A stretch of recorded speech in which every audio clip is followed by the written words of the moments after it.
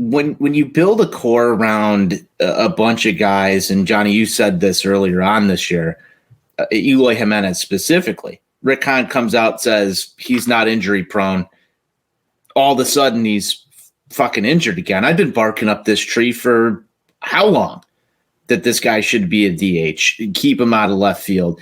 Again, this goes back to some of the stuff that we discussed this offseason in roster construction, how you've got too many of the same DH profile type guys on a roster. The defense is shit.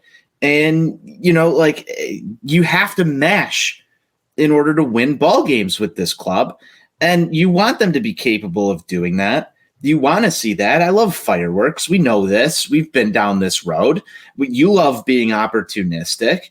And at some point, it just feels like, there's some sort of White Sox voodoo doll out there where it just never works because somebody's sticking a pin right in you every single fucking time you try and get anything done. And so that's why you look at stuff on paper, you can argue that it looks good, but then when it comes to the results, they're not there. Yeah, they're not there at all. And people want to place blame in certain areas. Like I've seen I encourage people who are tuned into this, go read what NWI Steve wrote about Yasmani Grandal. I was sitting in the group chat the other night, Johnny, talking about how fucking cooked this guy is. And you're a big fan of Yasmani Grandal. Yeah, those are hard words.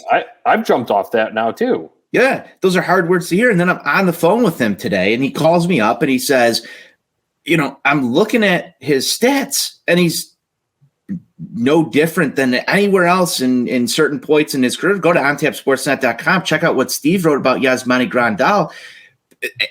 You have to chalk it up to bad luck or just fucking it doesn't happen for this team. And it's the most fucking frustrating part about it, Johnny, is that even when you watch stuff with the eye test, and again, we've spoken out against hardcore advanced stats on this show.